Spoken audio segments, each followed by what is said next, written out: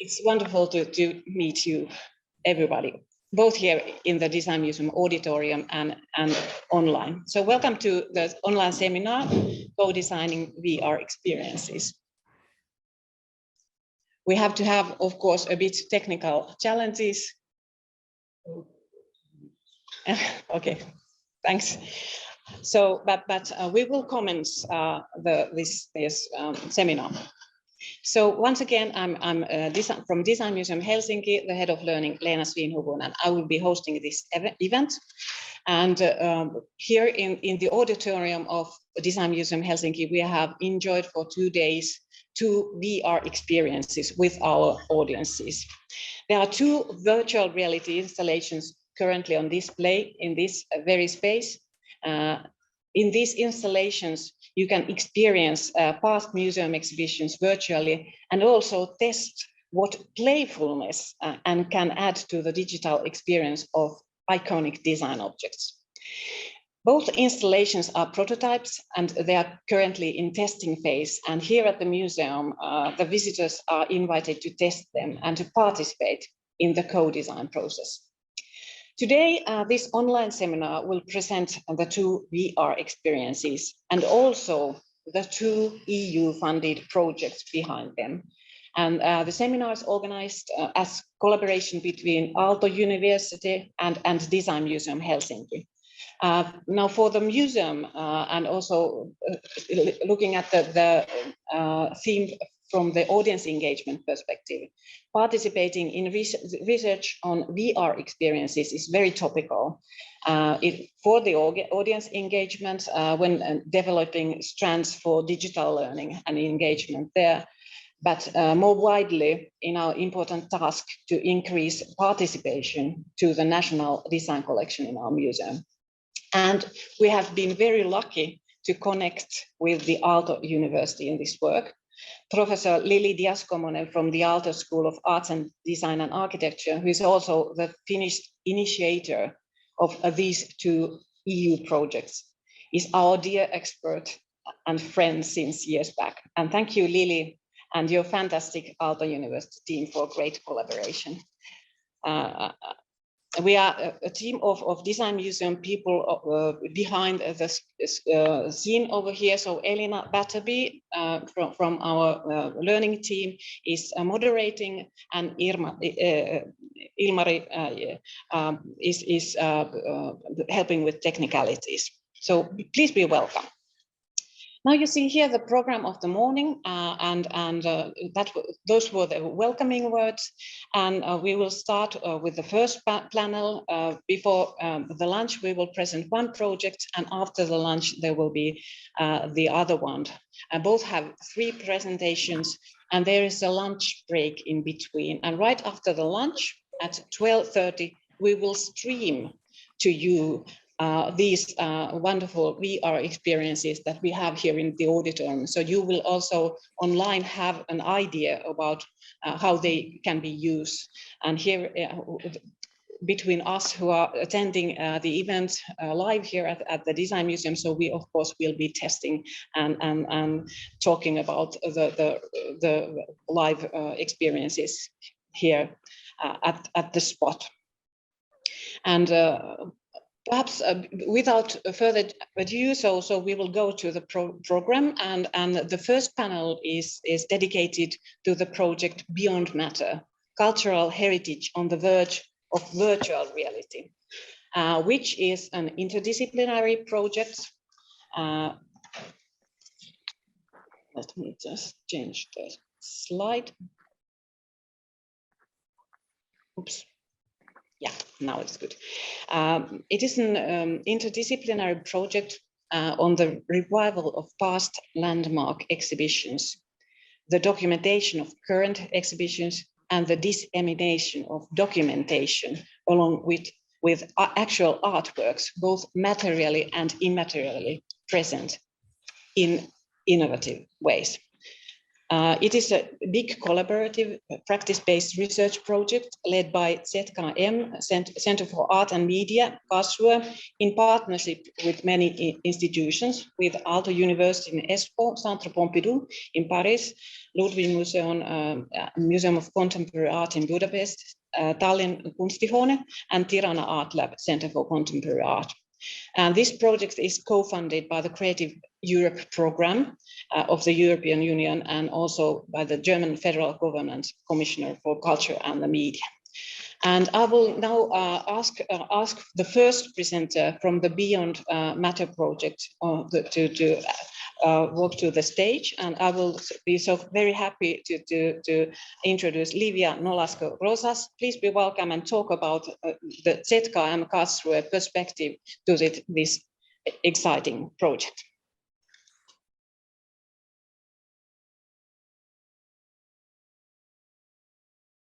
Then I would start, thanks a lot for the introduction of the Beyond Matter project. I would go a little bit deeper into it.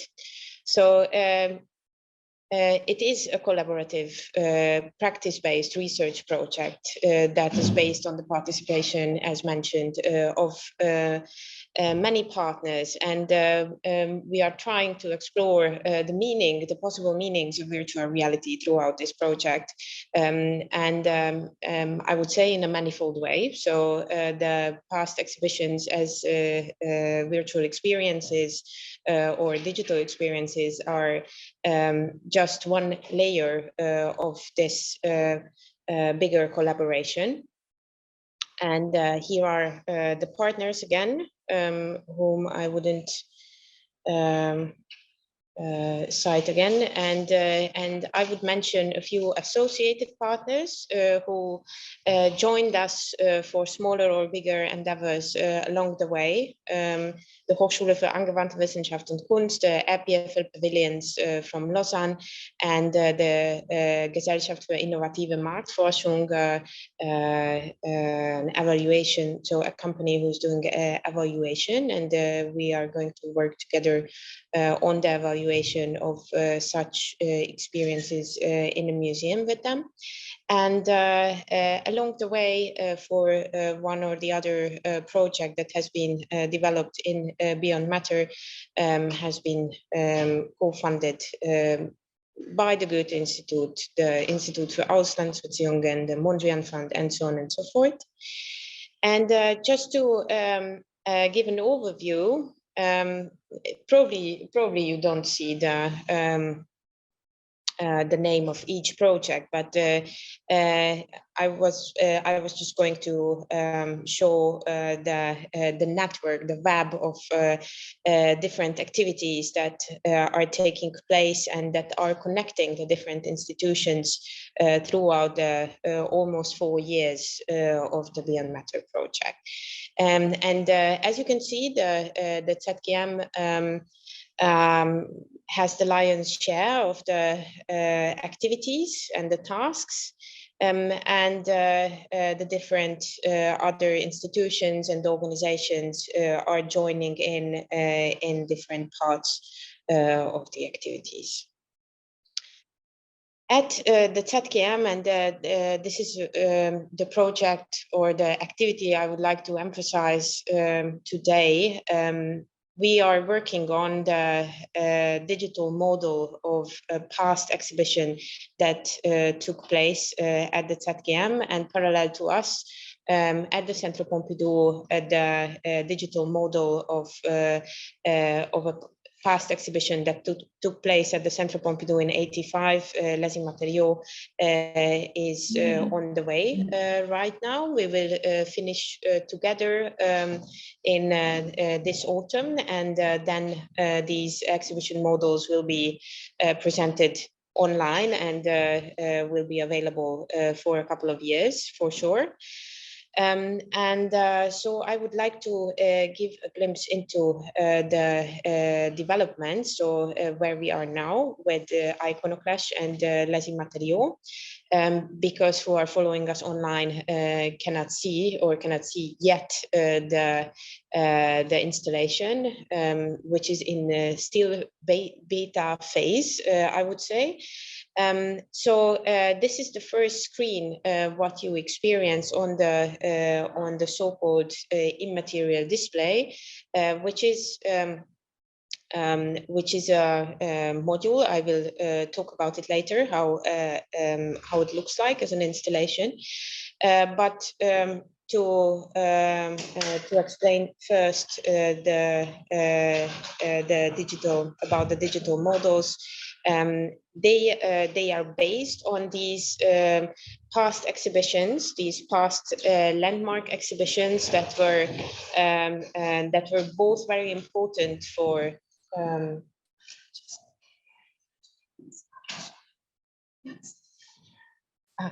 you. So they were both very important for the respective institution where they took place. Iconoclash in 2002, and it was an exhibition that, with its whole title, Iconoclash Beyond the Image Wars in Science, Religion, and Art. And it was an exhibition that focused on representation and pictorial representation, and the conflicts around it, either scientific, religious, and artistic conflicts around representation. This is why the whole exhibition started with images of Malevich, the well-known black square, and the black cross and the black circle, and ready-mades from Marcel Duchamp, and actually their appropriations. So that was the first topic. So the conflict of representation in the arts, and then it unfolded in the entire exhibition. I'm mentioning this because we are going deeper into the structure of the exhibition model that is very much experiential, and it's based on the concept of the exhibition itself. But before we delve into that, I would present another additional let's say experiment, what we have already created. It's an augmented reality version of a performance that took place parallel to the Iconoclash exhibition in 2002 in front of the ZKM. And at the time, Komar and Melamid, two artists who worked together for a long time, but not anymore, they try to reflect with this work on political propaganda, and they pose the question, what is to be done with the monumental propaganda? There are very different approaches to this in post-Soviet countries. What they proposed is to hang it, quite literally. And in this scenario, they brought a crane, and they brought an actual sculpture of Lenin, a bronze sculpture, which was dangling from this crane in front of the ZKM for a couple of weeks. We created an augmented reality version of this. So now actually anyone, it's an AR to web application. So anyone who would like to reproduce this sculptural performance only needs a device that is capable to do that. So any mobile device, basically, and it could be reproduced anywhere. it's quite a topical issue right now. So, or maybe again, what to do with monumental propaganda, and how to deal with monuments and sculptures that are not representing our time anymore. So I would like to delve into the research now. So first of all, we were not completely sure how to create a digital or virtual experience out of iconoclash. And this is why we started a series of interviews together with the curators. And the first interview partners were Bruno Latour and Peter Weibel, who were the main curators of Iconoclash, which was based on a collaboration of a bigger group of curators convened by Bruno Latour at the time. So in the end, the exhibition became an amalgam or a conglomerate of their different approaches and different curatorial endeavors. As I said, so at the Centre Pompidou, parallel to us, the same development is going on, but I let the colleagues to talk about this, and they also interviewed experts on the exhibition.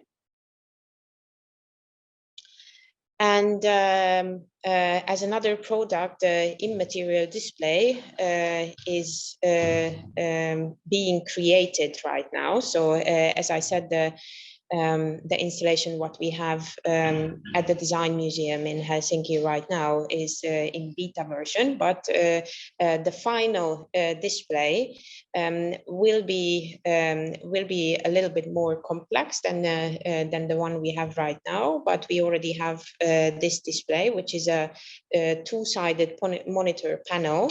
And it's bent to make the experience a bit more immersive for the person who is seated in front of it. And this chair is not just an ordinary chair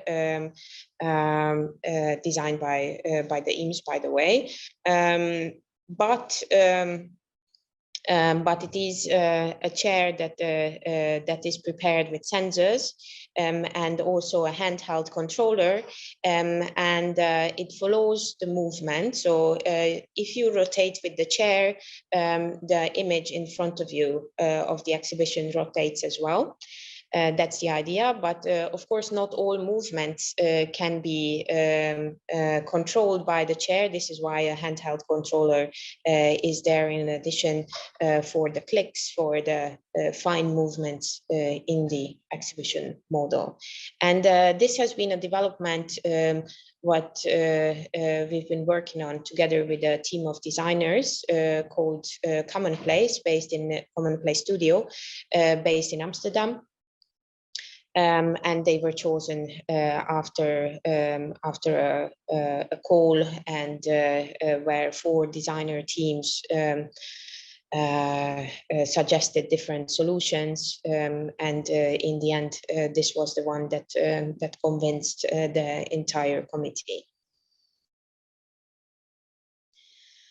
And just as a sort of practicality, so the exhibition, including this display, is called Matter, Non-Matter, Antimatter, Past Exhibitions as Digital Experiences.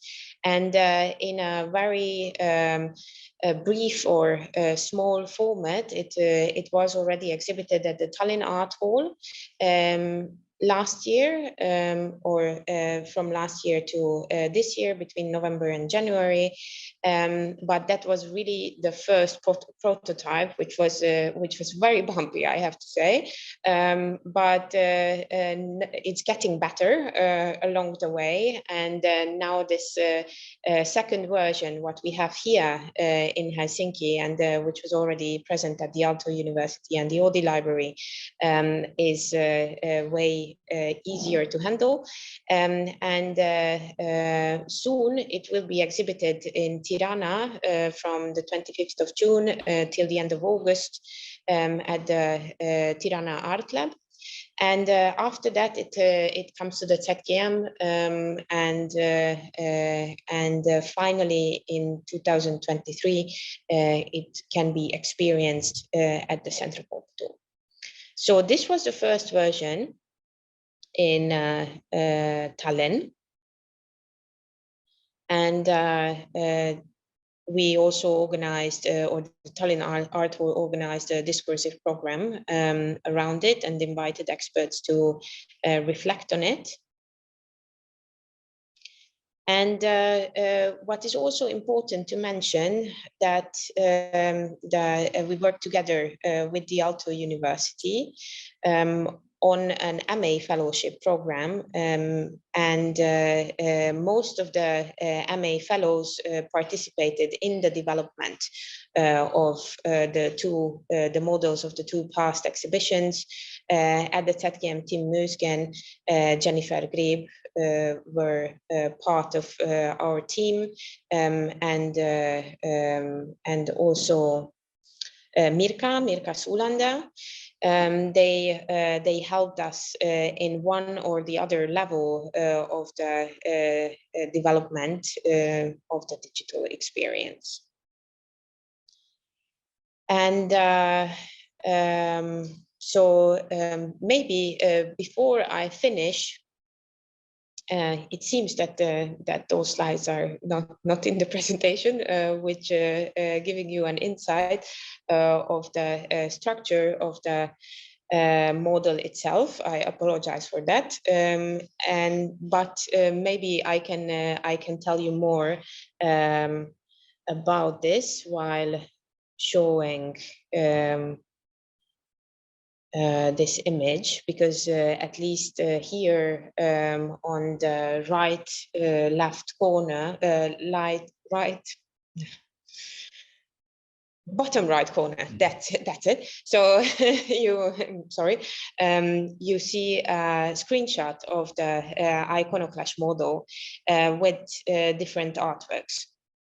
And as you can see, these artworks are not surrounded by an exhibition architecture, by the architecture of the ZKM where the exhibition took place. And it was a conscious decision, because after the different interviews we went through with the curators, and specifically with the architect Manfred Wolf-Ploteg, who was very actively working on this exhibition, and developed quite an extraordinary temporary architecture for the exhibition. And for example, what you can see on the image on the top, you can see stairs which were built only for this exhibition. So it is not part of the architecture at the ZKM.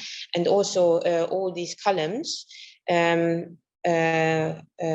holding the Malevich pieces are also temporary, or were also temporary. So we thought it's important to emphasize this. And in the discussion with Manfred Wolf-Ploteg, it turned out that actually he always meant to do dynamic scenography. So it was his aim to create an exhibition architecture that enables a rhizomatic way through the show. So there's no predefined parkour, so there's no predefined way through the exhibition, but there's a sort of theatrical, in a way, starting point with these important artworks and with this view from the top of the stairs. And then one is sort of descending the staircase, referring to Duchamp again, And from there, one can delve into the different directions that are being offered by this architecture. So at least there are 3 or rather 4 different directions opening up from this first scene. And in our model, we will reproduce this first very strong view. But after that, we won't keep to the original scenography. And for this, we developed a personalized system together with developers, programmers, and the designer who is actually both programmer and designer and physicist, by the way. And in this system, in this personalized system, the exhibition remains active. And one could say it's a little bit intelligent. It's not that intelligent, but it's a little bit intelligent, because if you are looking at an artwork and you enter the so-called activation zone of the artwork, all the other artworks that are tagged with similar tags are getting closer to you. And with this, basically you are changing the scenography with your own movement in the exhibition space. And the dynamism of the scenography is defined by its visitor. This is more or less it. We will, I hope, I'm not too, yeah, I hope I'm in time. So I gladly answer your questions, and I gladly show more in the afternoon after the panel. And I would like to encourage you to contact us if you would like to collaborate or have any ideas, questions on info@beyondmatter.eu. You could also sign up to our newsletter, Facebook, Instagram, you know, all that. Thank you very much.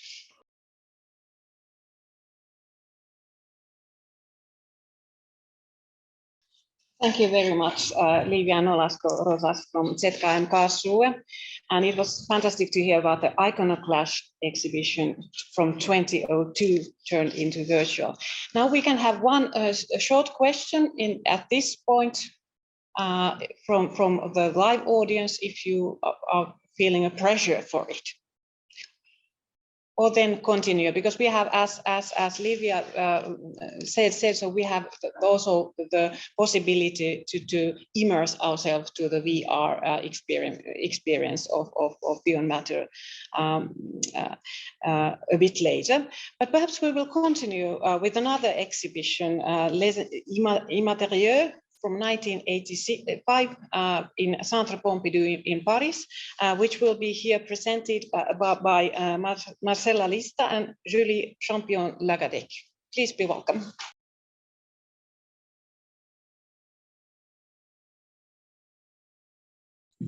Thank you so much for the introduction. Sure. And thanks a lot for the Design Museum for hosting us today. And of course, a big thank you to Lívia Nolasco-Rózsás for having the Centre Pompidou participate in this amazing project. And it is true that when Lívia came to us, she really was keen to have Les Immatériaux from 85 be the subject of this experiment. Why is that? Because the reputation of Les Immatériaux is that it was the very first exhibition in the whole history of exhibition as a medium that was conceived by a philosopher, postmodernist philosopher, Jean-François Lyotard, together with someone who used to be the head of the industrial department, industrial design department at Centre Pompidou, whose name is Thierry Chaput. So it is a very first experience in this notion that a philosophical concept and its unfolding can build up space and time of the exhibition. And as a matter of fact, Thank you so much. Yeah, I will just put it full screen so it's nicer for you to see there. The very title of the exhibition, Les Immatériaux, was coined. It's not an existing French word, and it's very difficult to translate. Can be translated as immaterial, non-material. Hence the title we decided with Lívia for the exhibition that will gather both Iconoclash and Les Immatériaux to play around with also what was Dadaist Hans Richter's book of the mid-60s, art and anti-art, this moment of debate about what should be the various notions and phases around materiality that were at stake in both exhibitions. Okay, so how do I move on from here?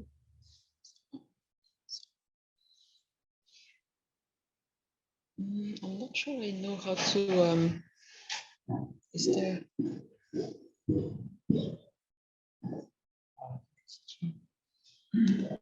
It's on the left, okay. Yeah, very good, thank you. So you can see here the poster for the original exhibition that was really meant to connect micro scale and larger scale. And the topic that Lyotard proposed was to examine how information society had completely changed our relationship to knowledge, but also artistic experience. This scheme was presented in the leaflet of the exhibition, so that's very conceptual, approach of, the theme of the exhibition. And what is quite interesting is the display around the linguistic root mat that has to do with the way we organize rational knowledge, and that is unfolded in maternity, which stands for the author, the origin of a message. Matériel, which is the hardware, the referent, which is matter, matrix, which is the code of the message, and then the second word that can be translated as material in English, which is matériaux, which is what the message is lying on, what is the support it is carried on.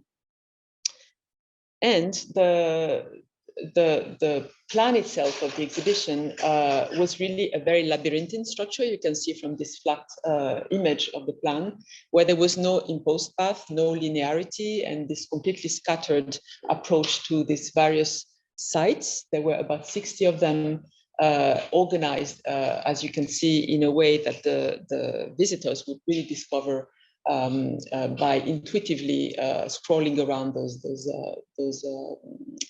alleys. The very architecture of the Centre Pompidou was utilized for its strength, which is to have these huge plateaus that don't have any separation. So the entrance would be done from the terrace and from this tunnel that would lead. So I will just scroll through those incredible images of the installation that show to what extent the exhibition was really, in a way, trying to forecast this virtual world.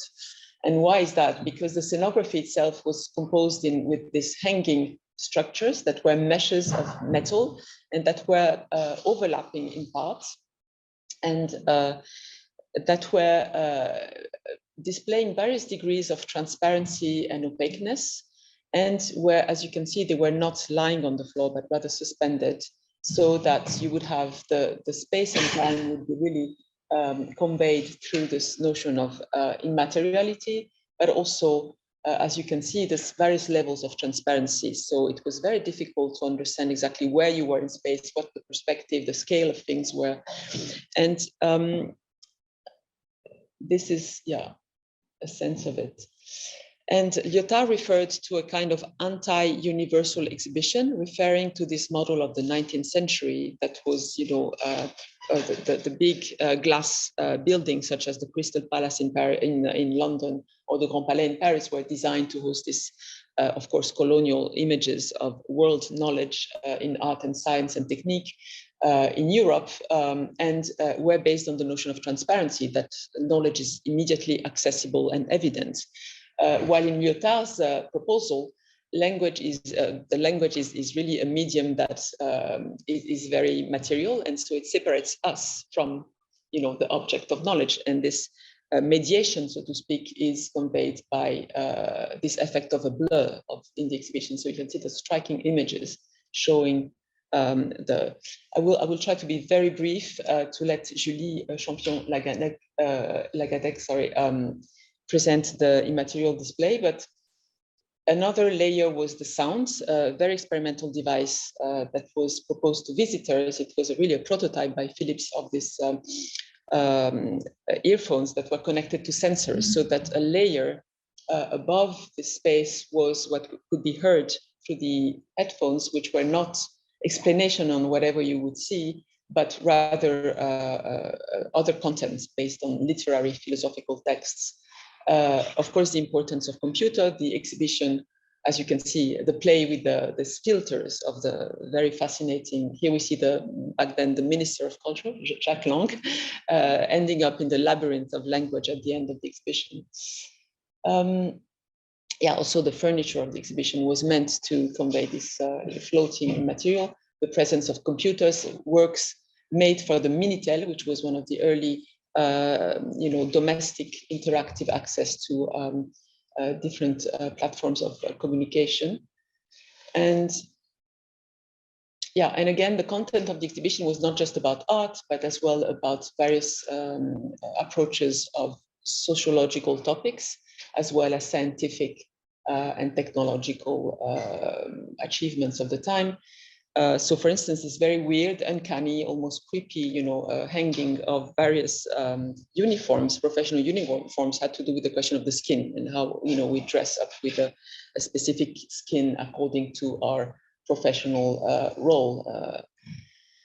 And artworks would appear, as you can see, like Malevich, which is a common artist between Iconoclash and Les Immatériaux, appearing among computers, the planite and architectons. And as I was mentioning, industrial design very present, architecture, science, and also the idea to use, smell and audition as ways of experiencing knowledge. Interactive installations, I will let Julie talk about it, and simply to show how the exhibition was built. This is a page from the catalog showing all artworks regarding the question of light that go from painting through, of course, mechanical devices, just like the Molinoy or Sarkis up left. Here is Sarkis Medusa, a work that was conceived for the exhibition, were interactive. And this is about the smell. So you would gather both artworks referring to smell in a way. And this is Manzoni's Merda d'Artista, which you recognize as, and also the question of how you create artificial smell. So I will not take too much time, just saying that the exhibition would go from theatrical miniature models, so from the idea of the space as it was conveyed in Renaissance, like building up an illusion of three-dimensional space and the notion of illusionistic representation, up that led, of course, to the high history of painting, to the question of information. And this was the labyrinth of language. This was the last room of the exhibition. And last but not least, the curators had the intention at that time to build up a device where actually the path of every single visitor would be recorded, so that, and then printed out at the end of the visit. So that basically it's not only one narrative of the show, but as many narratives as visitors. And everyone would print out his or her own interpretation and experience of the exhibition through this individual narrative. The thing is, it could not be realized for technical reason, but you can have a glimpse within this short presentation how futuristic in a way this exhibition was. So the question today with the reconstruction in the material, digital tools, is how do we try to reflect the same tension between physical experience in space, being isolated with the earphones, and confused, of course, with all the messages and the content and information that is overlaid, by these various layers, the tension between the physical and the conceptual, mental, and informational dimensions. So that is really the challenge for us. How do we reconstruct this tension in the virtual space where, of course, the physical experience is very reduced? Also, the other challenge is that the photographic archive of the exhibition is not complete. So there are some zones that are not so well documented. So I'll hand over to Julie for presenting how this actually was attempted in the virtual space.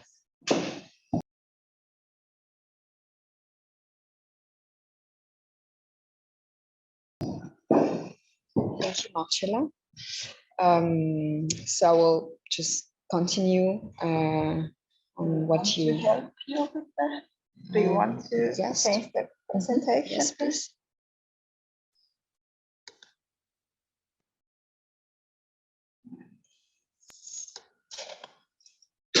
Was it here? What you want? Yes.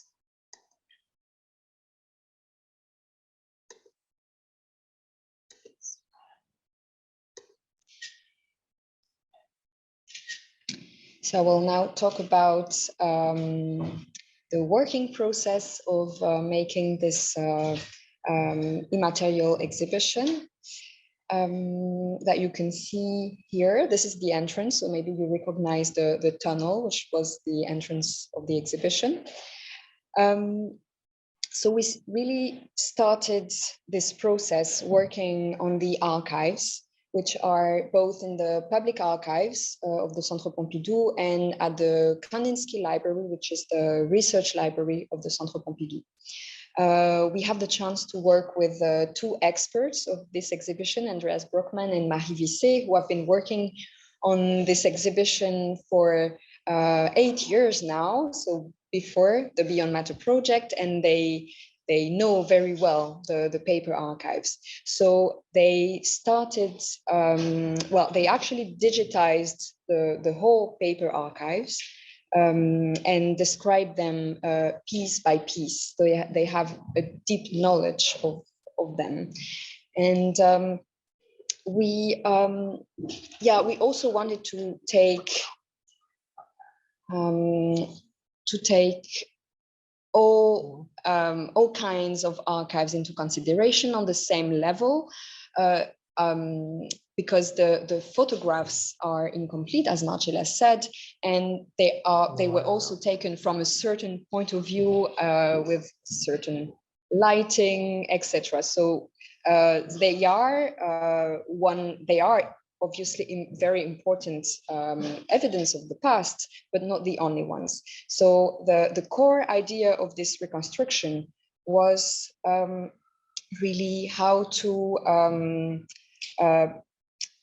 share a scientific working process with the archives. So they are really at the heart of this experience. And as Marcella said, the core idea was to intertwine the experience of the space in an immersive way with the knowledge and the information the archival work can bring.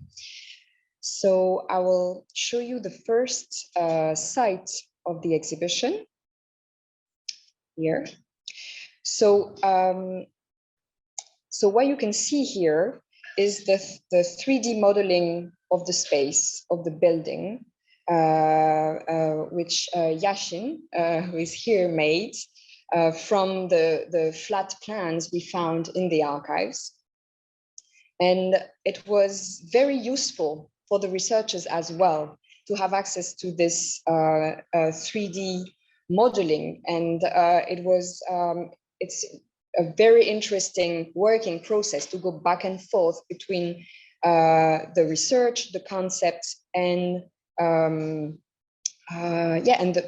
practicalities of the design of this 3D model. So this site, the first site of the exhibition, well, not really the first, because the corridor and the entrance were part of it as well. But it's called Theater of the Non-Body. the question of the body, as Marcella said, it was very important. And there was this progression in the exhibition from many questions around the body, the skin, the outfit, to the question of the language at the end of the exhibition with the computers, and many questions about the language. So here was a site,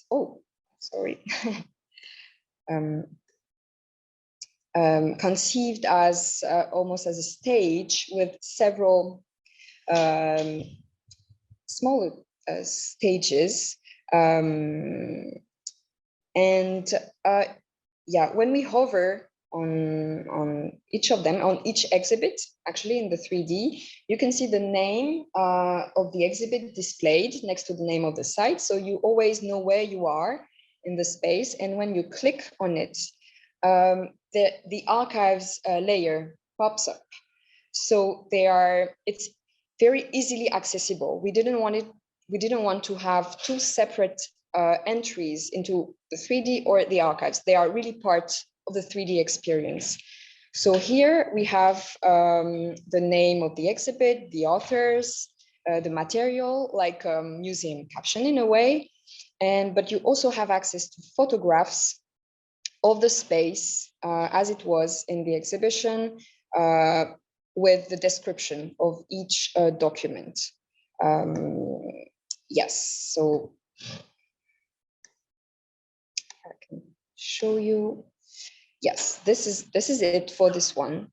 Here it's still a prototype, but we will add, so you see here exhibition photographs, but we will add some tabs, and especially one about the archives, the paper archives. So we'll be also, for each exhibit, we will be able to see the related archives. And for some artworks are not visible in the photographs, so we will also include other images of them in other contexts, so the visitors can see how they look like. So it's almost an editorial work in the archive to show,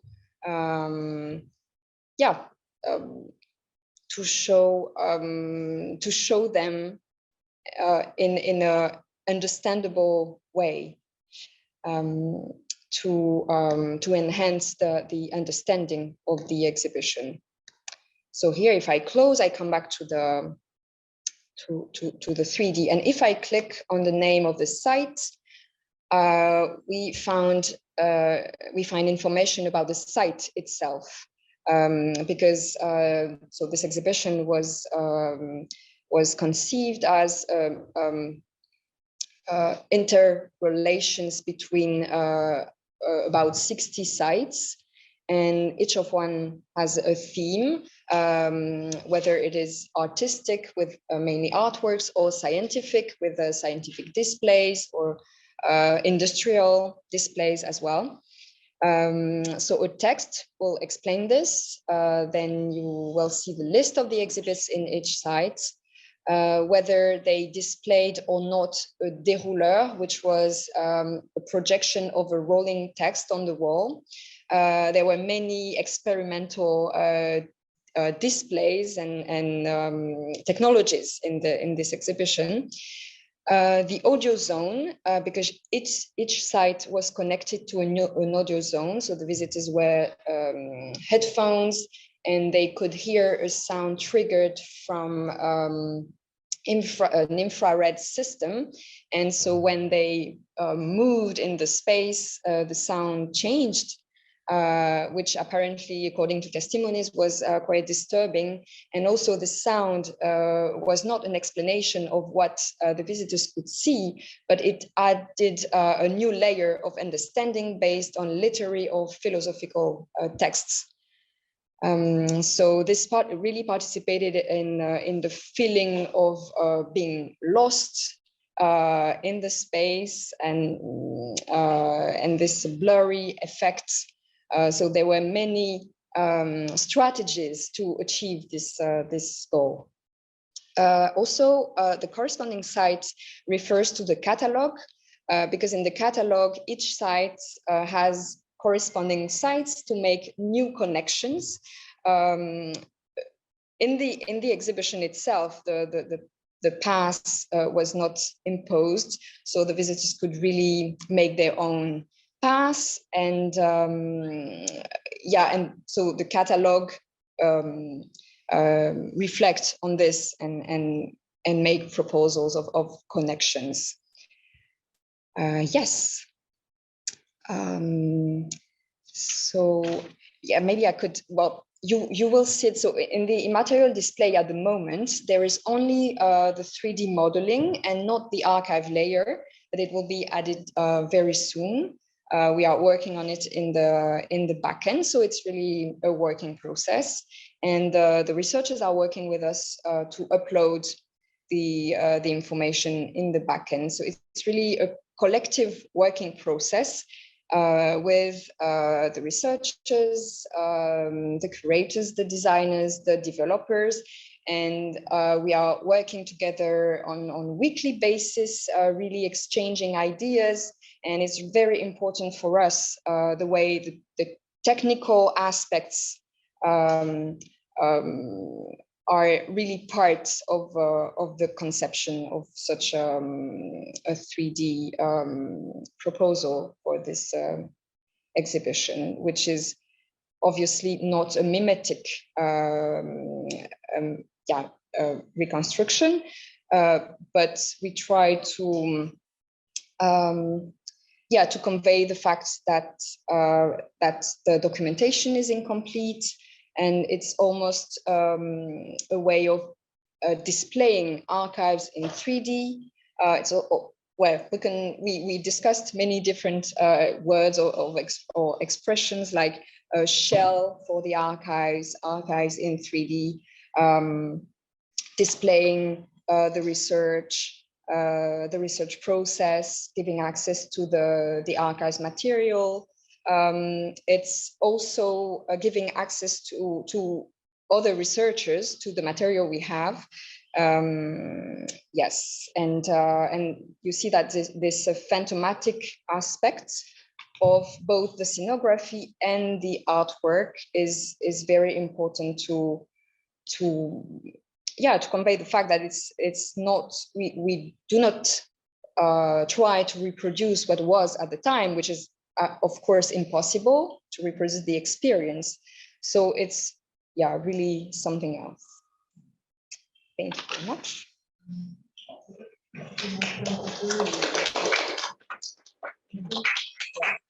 But I will just show you quickly. The sound. So the sound is, sorry, I forgot to mention it, but the sound is really part.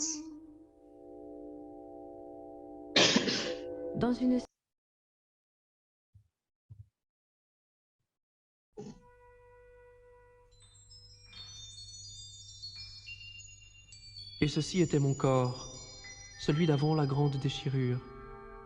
Écoute la légende qui en rapporte l'histoire. Quand ni homme ni femme, à la fois homme et femme, s'étreignait en lui toute la violence sacrilège du neutre. Corps androgyne, plénitude, tourbillon de force qui osa défier les cieux. Quand sur la très ancienne race des hommes s'abattit la colère divine, et que Zeus décida de les couper en... Suite de salles, classées en divers rayons, une armée de mannequins sans tête et sans jambes, n'alignant que des torses, des gorges de poupées aplaties sous la soie. Le déshabillé commençait, un déshabillé qui jonchait les vastes pièces comme si... So the sound changed quite brutally from one zone to another. The sound is made of texts read by actors, but also music from IRCAM, which is a center for music, part of the Centre Pompidou.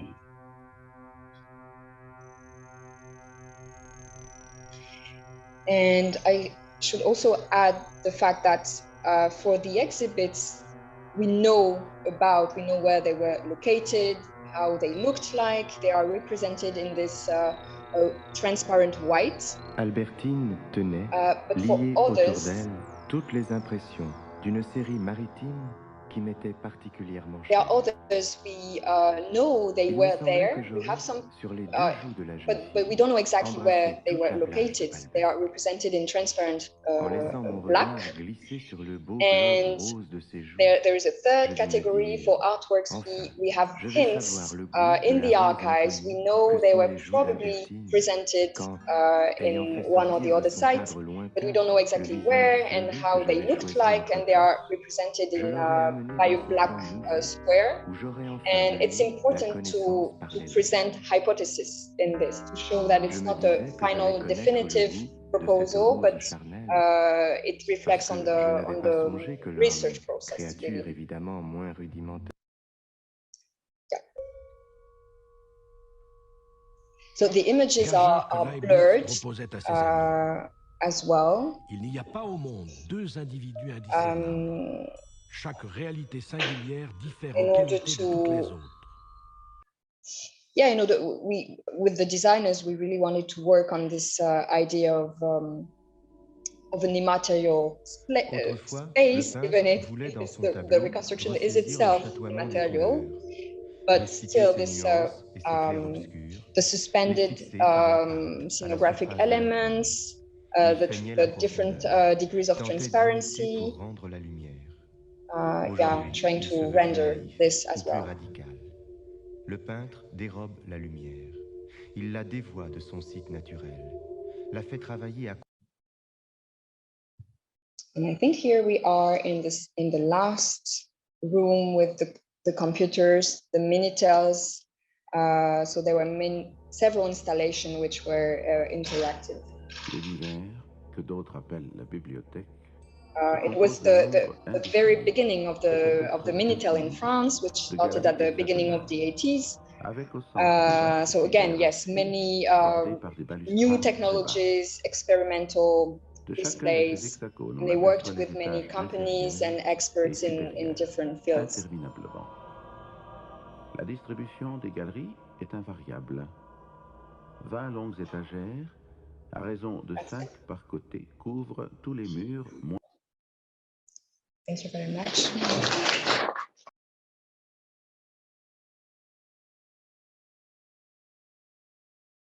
Thank you so much. Thank you, Marcella and Julie. What a fascinating example, and two of them. So I think that we are going to have good questions after the last presentation. So please let us hear from the Aalto University side of this same project. Now, Lili Díaz-Kommonen and Cvijeta Miljak, can you tell about your perspective to this research project, please?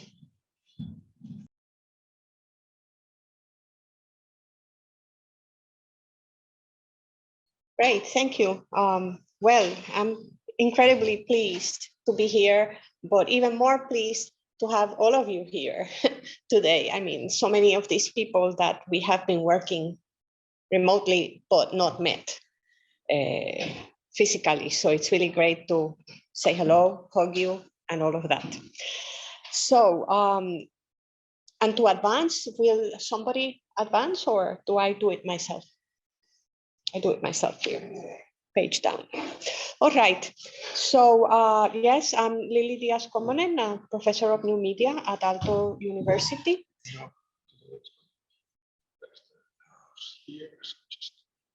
Here, okay.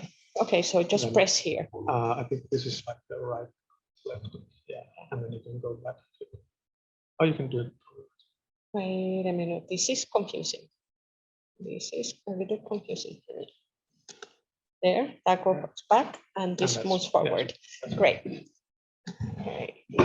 And yeah, I would really like to now also take this opportunity to thank Lívia Nolasco-Rózsás. Sometime in 2019, I think it was around October, I got a message inquiring whether we would be interested in, participating and, helping put together the bid. And well, needless to say, I set to work immediately. Right. And then I also, so my thanks to all the partners also in the Beyond Matter project who have been so far really great colleagues to work with. And then I also want to take this opportunity to thank Design Museum Helsinki, because, they have been very supportive of the work that we have been doing in the Media Lab, and then also for the SPICE bid that you will see later this afternoon. So I'm going to change the topic a little, and I'm just going to say a few words about the notion of creative industries and talk a little about that. So I have, this wordy slide that you can go reading while I just mentioned the fact that if you were not aware, we are talking what is, when we say that the creative industries in Europe are 4.2%, or in 2020 were gauged as 4.2% of the European GDP. Well, what does that mean? Well, it translates to something, the GDP at the moment, well, in 2020, it has gone down a bit. We're talking about $15.2 trillion. And at that time, in 2020, the top three GDPs worldwide, China would be on the first place. Second place would be the European Union, and then third place, the United States. So, so this is to, put in our minds what we're talking about here, and that it employed 8.4 million people, right? And to me, this is really good in terms of when I speak with my students, right, who are preparing to go to the world as designers and artists and so on, that you don't really have to feel ashamed of being an artist or a designer, because you are part of these creative industries that really contributes, solidly to society, not simply in an indirect way. So I think it's very important that this is brought forward. And then everything, in my opinion, my perspective, that we deal, with here in this seminar and in museums and heritage institutions also connects to that, so that we understand, our role in a way. Okay, and so quickly, so we are talking about now EU entertainment software industry that is growing, video and film that it continues to has led the way into what we know as film, video art, and all of that, and continues to be acclaimed as an export. And then of course there's myriad new interactive online technologies that are constantly emerging. So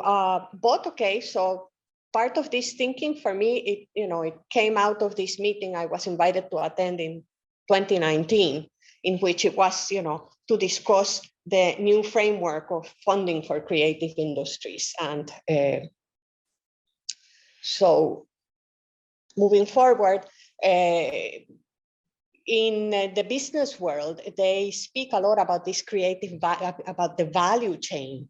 And then I turned around and I thought, okay, let's see if I can take this and, give it a twist of, that it's not just about money, but it is about, who is working and who is doing what. So this is an initial proposal. And the idea with the value chain is that as you're moving through the process, each step, value is created, added to what we're making. So we start with creative origination and development, in which we have designers, we have artists, and we also have developers. Okay, so developers is a huge term to include software, programmers, engineers, all the people that work, from my perspective, which is new media, that work with us in doing these things.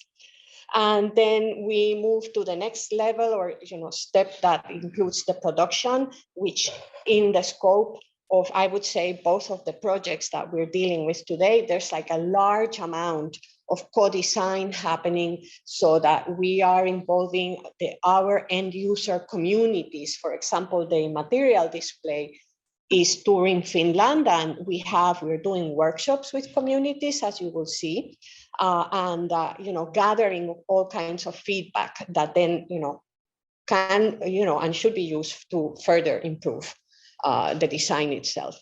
And then there's a distribution, which in the heritage, I would say that, okay, so we have galleries.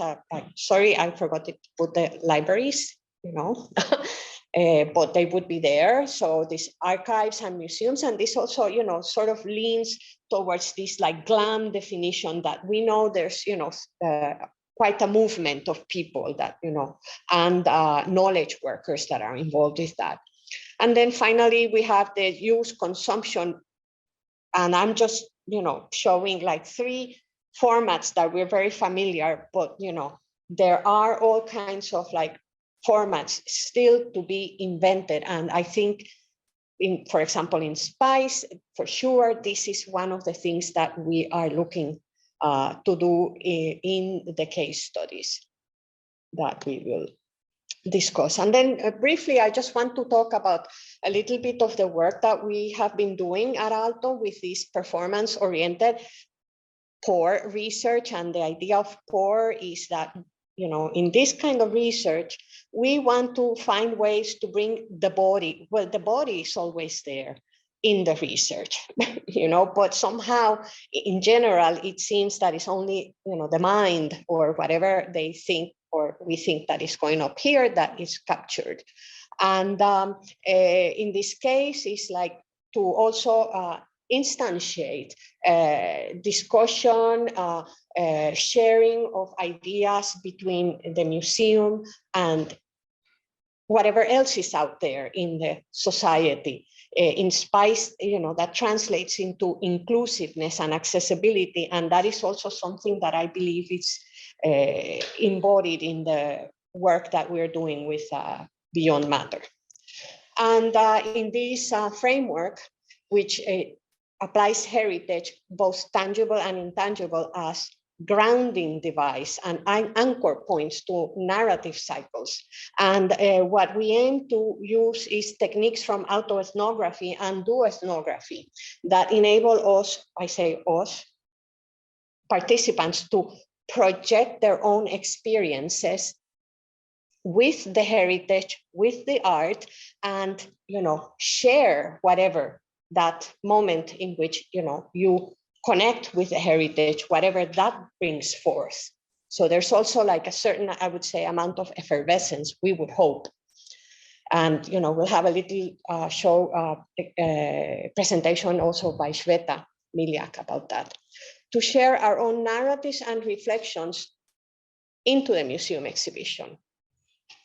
And then also this is something that we can carry out in a physical heritage site as well as online. And we have had a very small but hopeful trial, and hope we intend to carry on later, more investigation into that. And then what happened with my slides? I lost one slide, Elina.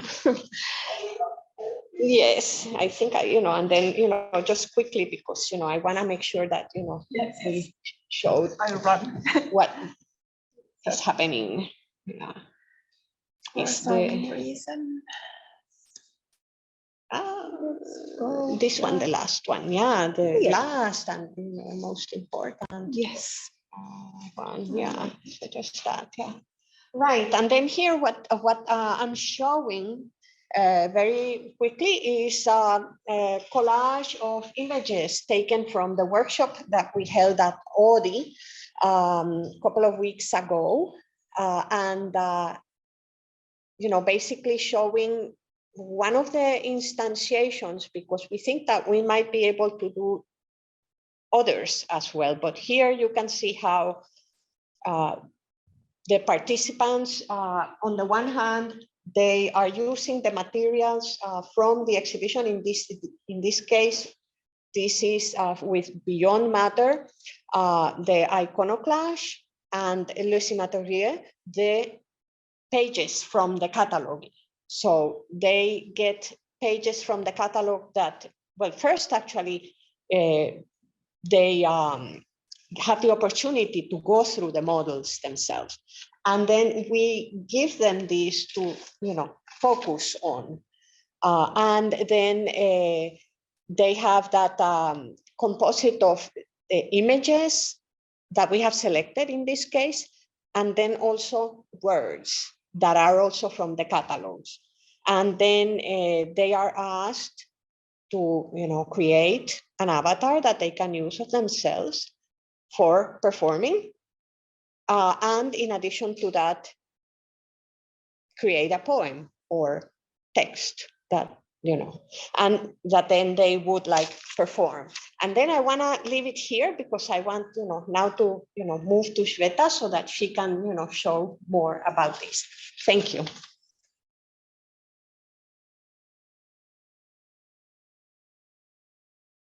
Hello everyone, I'm Cvijeta Miljak and I have been working as a researcher on the Beyond Matter project together with Lily, developing this PORe methodology and among other things. But I would like to tell you today a little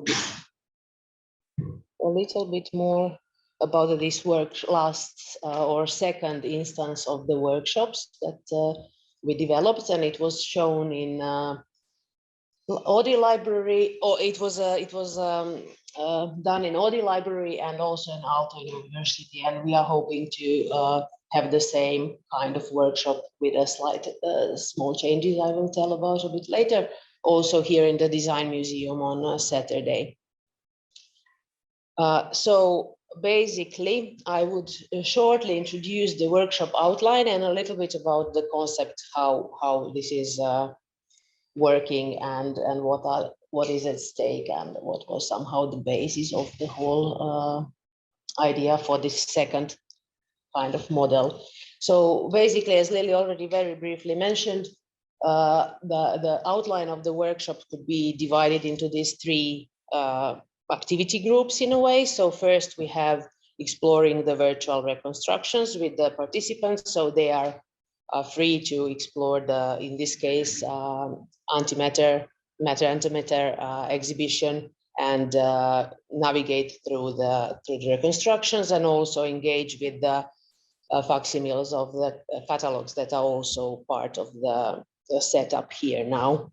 Then after that, there is a part with in which they engage with the co-creative activities, which include making the avatars and writing a poem. I will tell also about this a little bit later. And the last part is about sharing outcomes, which also, apart from sharing the creative work that they have been doing in the workshop, will also serve as a basis for our data collection and further research in this methodology and framework of the PORe. So first of all, the workshop materials that we present the participants to work with is coming from both exhibitions, from Les Immatériaux and from Iconoclash. And we have decided for this workshop to work with the materials from the catalogs of the both exhibitions. So you can see in the Les Immatériaux, this is the Inventaire, and then in Iconoclash, it's from the big catalog that was published along the exhibition. And then also, so this is like a pictorial material that we are working with there. And then we have a selection of words that from Les Immatériaux, it actually comes from the table of contents from the PORe d'écriture. And from Iconoclash, it's a selection of words that come from the catalog that reflect certain ideas or keywords that were important somehow for either of the exhibitions. And then we also have this pink in the middle selection of words that actually deal with some concepts that we would like to also explore more through this work and co-design work of the participants that have to do with presence and also with enchantment with these kind of virtual contents that they come into the contact. So then somehow these co-creative activities that happen after participants are able to explore and have a feeling of their own engagement with the exhibitions. They can then, they are divided in pairs because the work is also based on this kind of collaborative work, and that they can share the ideas and discuss and negotiate in a way how they will build these common how they will achieve the common tasks of the workshop. So in this case, first they were exploring the materials, and the first task was to create a collage mask from which then the 3D avatar could be assembled. And the second kind of creative task is to write a poem and then perform it with the mobile phones. We use certain available social media platforms for that. So they could also engage in this kind of embodied way of performing their own work through this avatar then, and the final work was like a sort of live animation videos of their interpretation actually of the exhibitions.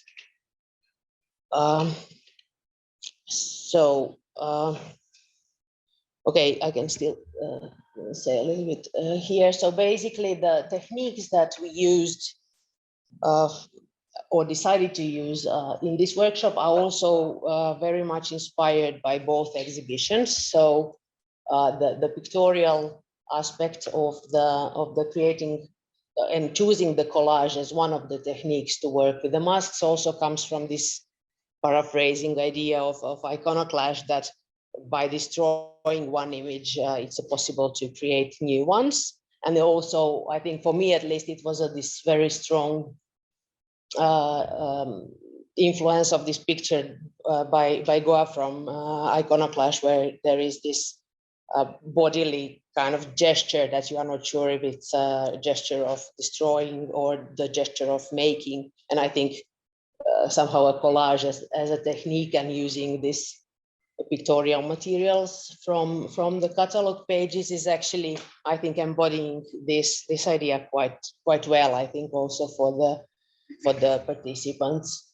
And then the second kind of creative part was writing the poems. And this, again, at least somehow in these concepts reflects this very strong aspect that language has in Les Immatériaux. And I think already Julie and Marcella have been talking about this aspect of language in the whole concept of the Les Immatériaux. So then we kind of have this pictorial and textual media that we are combining here then with assembling this 3D avatar in the program, and through that sort of trying to build this kind of small sites of personal interpretation that then can be somehow explored with just simply with the mobile phones and with people interacting with this kind of like avatar image. And the point was also that all these parts are done in pairs. So also just a small comment about the poems. There was this genre of poetry from Japan called Renga, which is also a collaborative way of writing poetry, which engages actually at least two poets that somehow work together on the poem, and the first one like sets somehow the whole scene, and then the second poet answers to that in a little bit more abstract way.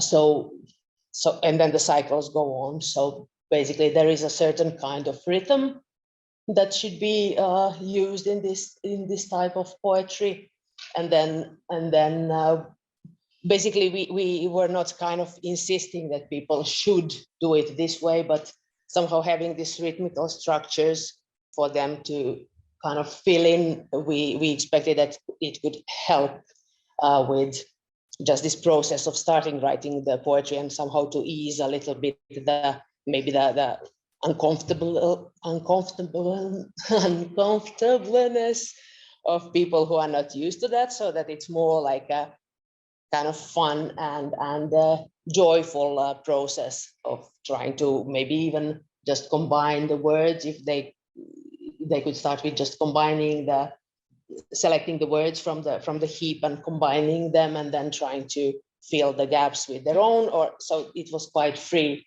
and more like a kind of helping system to engage with the materials. And then through this through all these like creative activities, we were hoping that this could somehow put the perspective of the participants and connect them a little bit in a different way to the experiences that they have and to the material they have seen in the exhibition, and so that they can in a way explore it in a new space of their own, and then negotiate there what could their interpretation of the whole exhibitions be.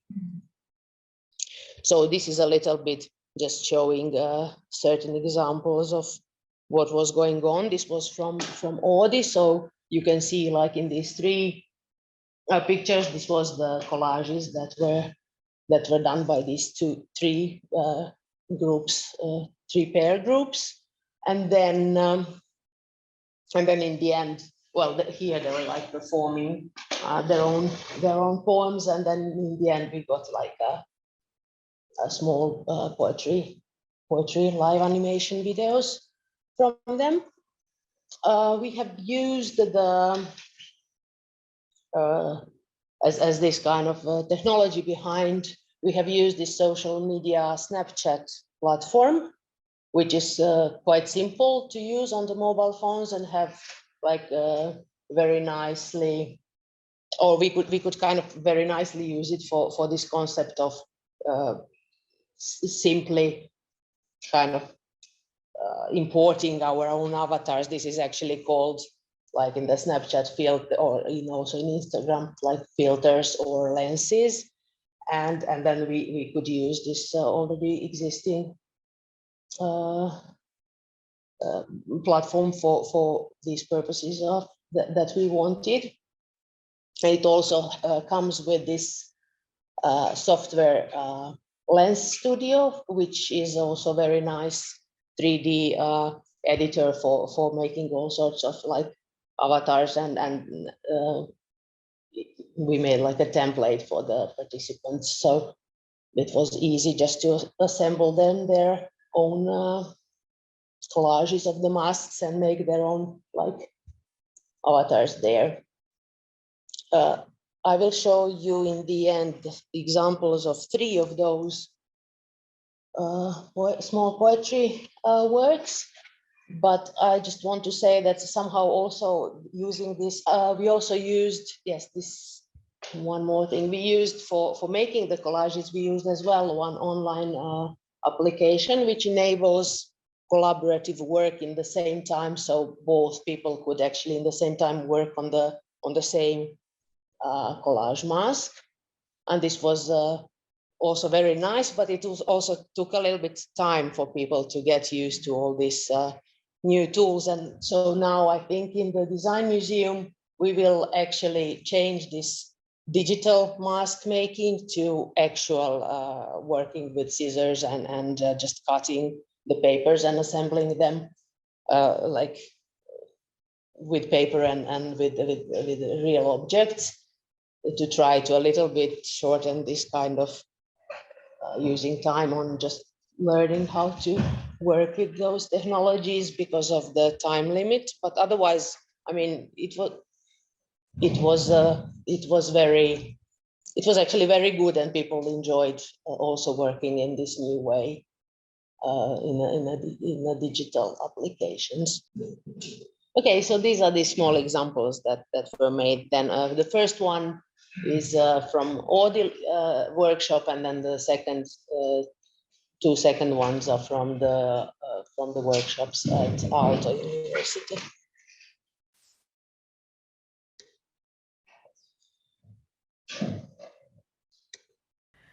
Radical being, tell me, what are you seeing?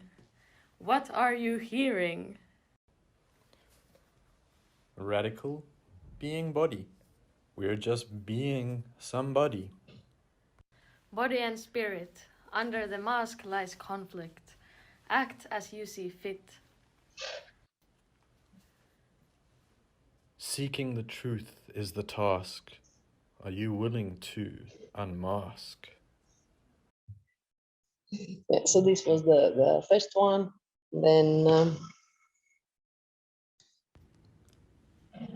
who controls the image? Ideal fictions that creates the idols. Sacred shame in pretty icons. Believers desire the invisible truth, who interpret the chaos in their memory.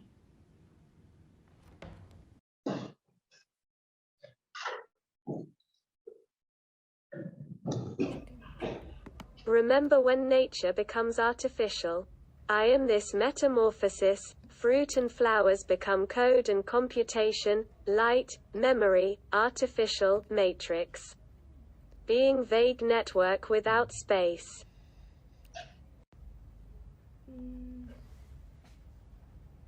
Check a video.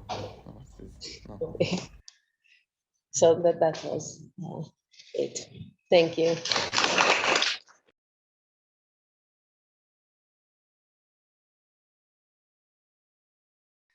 Thank you very much, Sveta and Lili. And this is just sort of so fantastic. What a scope to an EU project, starting from exhibitions that forecast virtual world and from a collective working process to this kind of workshops and results, new results, perhaps maybe new exhibitions. I think we will sort of make a break for the online seminar right now for the lunch. So it will be 1 hour lunch break and we will be back at 12:30. So it's 12:30 and continue with this seminar. So see you then.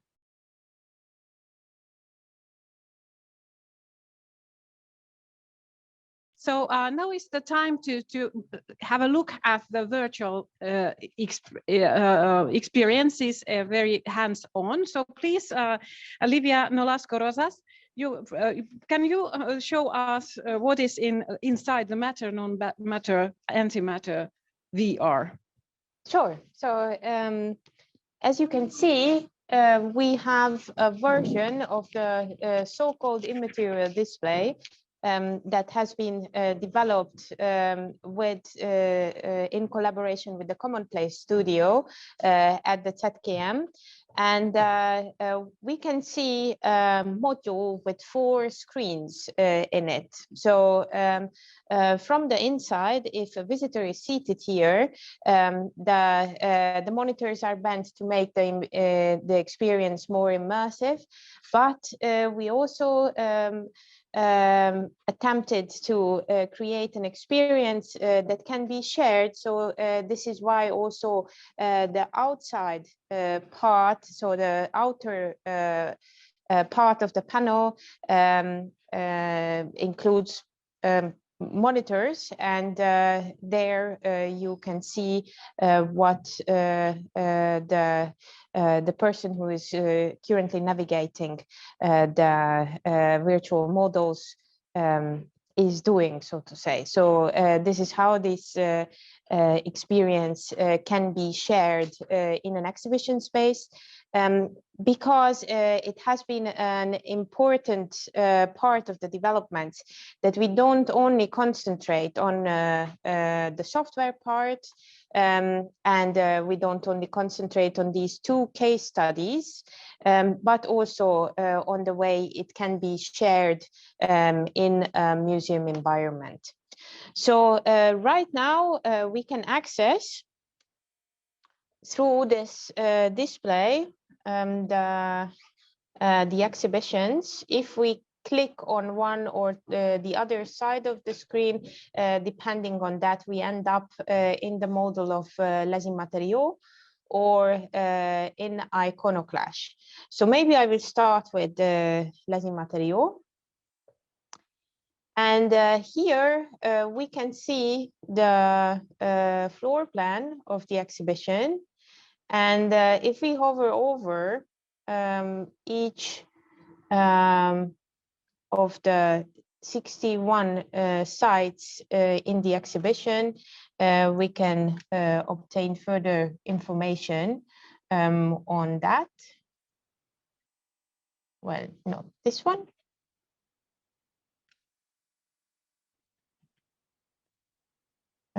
For example, here, there's a little description. And if we would like to visit the virtual exhibition, then it's also possible down here. And then it opens. So we already entered the entrance chamber, and we can navigate this entrance chamber. And go through the first tunnel.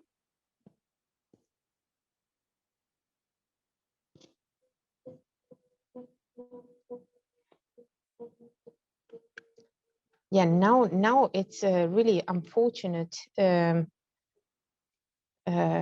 part of this presentation that I'm not a gamer, so maybe I'm not the best hand for a hand-on experience.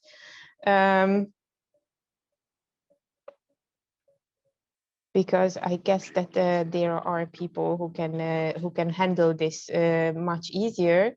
And at this point, I would also need to say that this is not the final version of the installation of the hardware part. Let's put it that way. But later on, a chair, a custom-made or a custom enhanced chair, enhanced with sensors, is going to be part of this installation for a better navigation. But until then, we have to deal with the game controller. So here it is. You can go through the exhibition, have closer look to each artwork, and later on find or retrieve further information on each and every artwork that is going to be featured in there.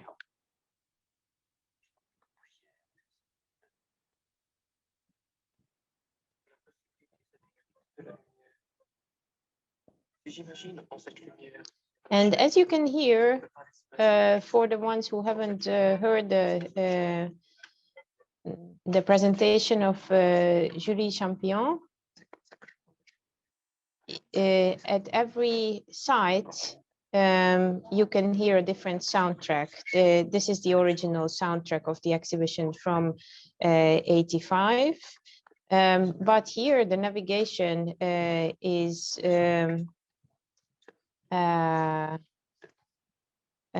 enhanced also with the fact that on the bottom left corner we can see the name of the site where we entered.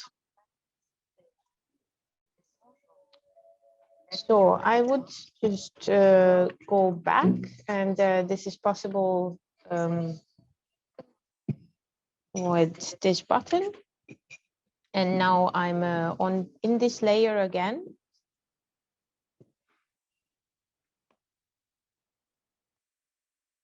And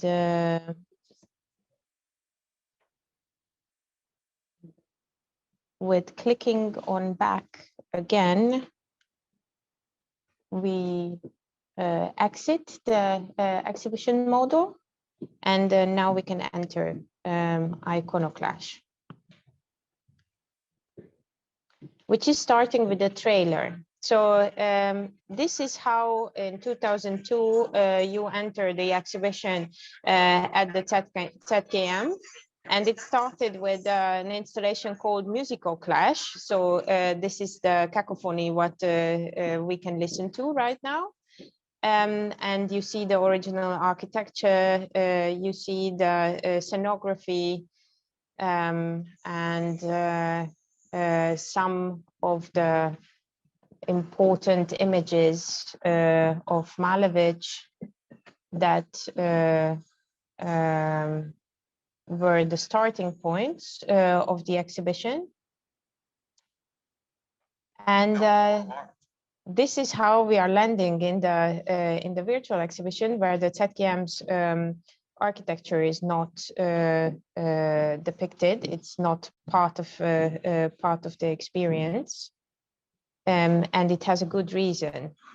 The reason is the dynamism of the exhibition model, what we can also experience shortly. So if I get closer to one artwork, then on the one hand, the soundscape is changing. On the other hand, the artworks start to move around. So as long as I'm inside this activation zone of one or the other artwork, the other ones are moving around.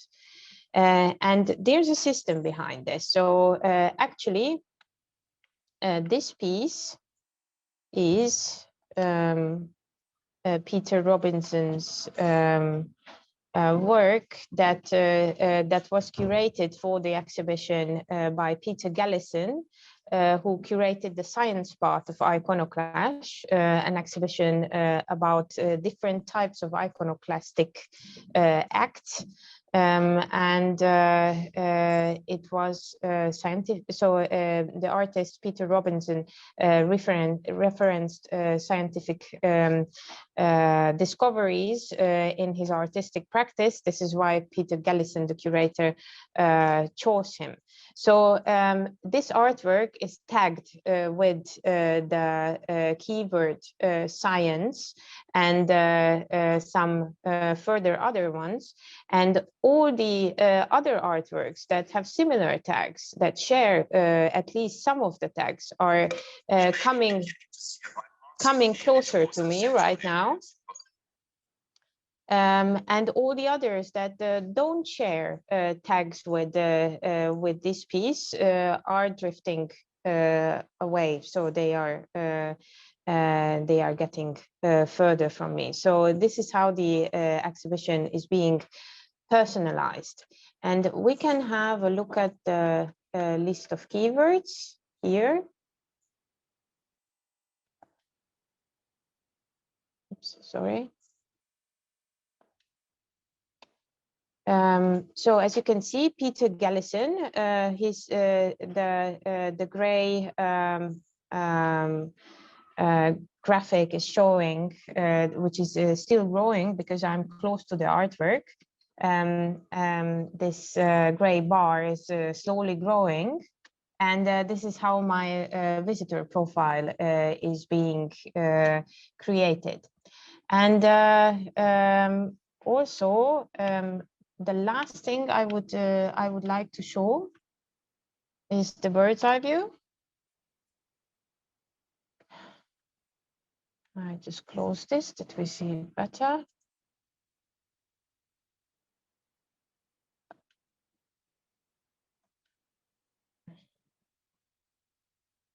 And so from the bird's eye view, you see the position of all the different artworks in the model, and it is obviously changing when the exhibition is changing as well. And here, this was also created to make it possible for the visitors to break out from their own filter bubbles and to land in another location than they were before. So this is where we landed. This is a model in the model, a model of the Bastille that was destroyed after the French Revolution. This is why it's part of the the exhibition. And just one more word about the soundtrack. Here we also have a soundtrack, but this is not an original soundtrack, unlike in the case of Les Immatériaux, but a contemporary sound designer created this based on the quotes which were hanging from the ceiling on banners in the original exhibition at the ZKM. So there was no sound layer to this artwork, to this exhibition, but we created one throughout the process. Yes, so this is more or less the idea, and maybe I just get back to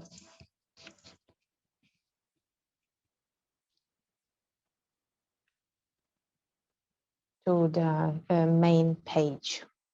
And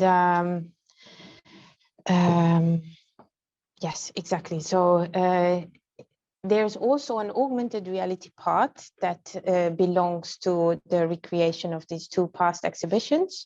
We will not show it right now, but this is also presented outside in the hallway of the museum.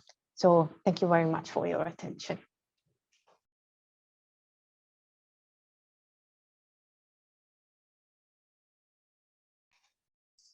Thank you very much. Once again, what a scale of questions and what a scale of work. So many views to this labor-intensive and sort of multi-professional field of designing and making the VR.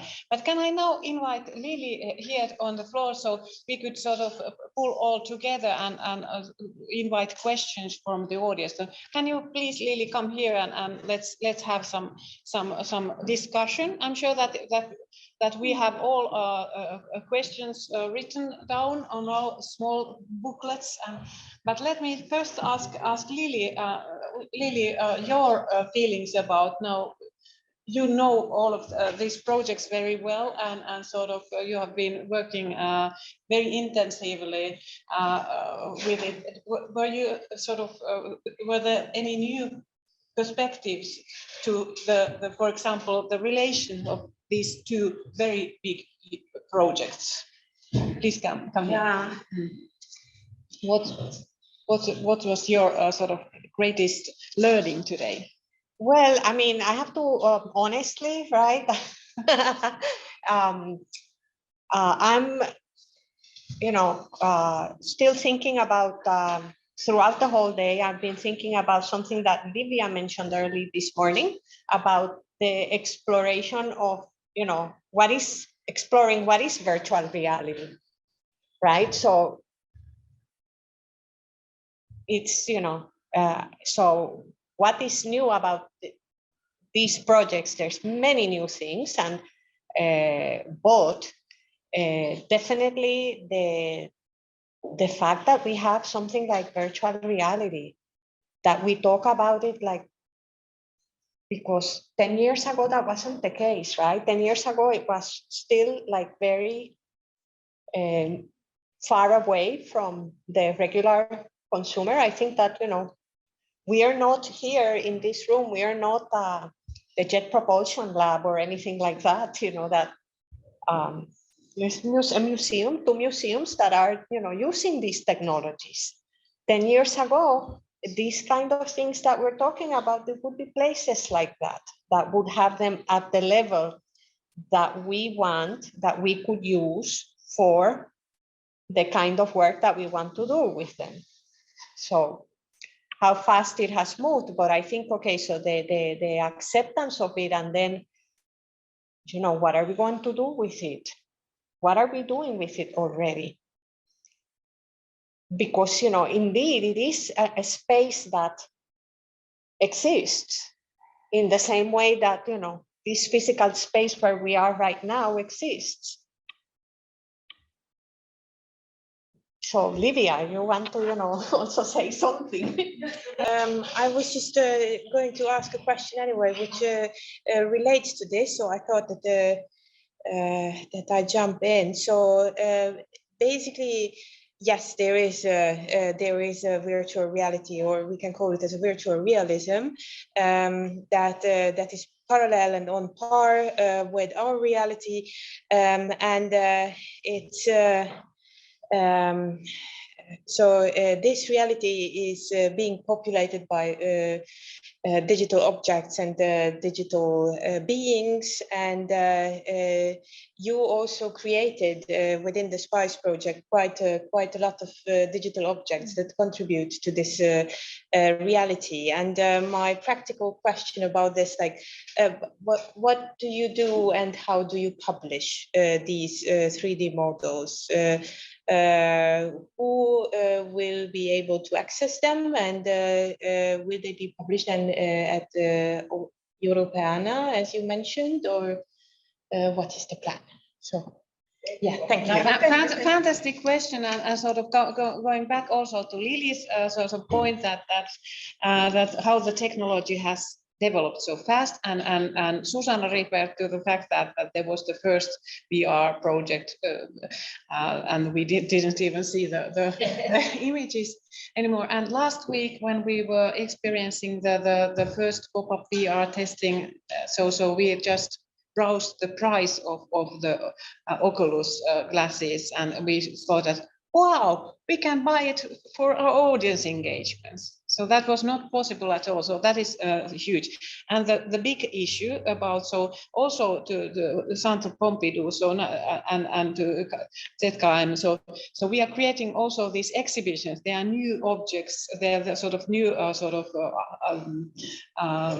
historical recreations objects. So digital recreations but also new objects. So what are we doing with it? Would you like to, Susanna, comment, because this is a very sort of hot topic. We don't have an answer, but would you like to come here and comment on from the collections perspective? And also please be welcome to comments also from other museums. Let me think. Well, as you mentioned, Europeana is one possibility, but of course we have to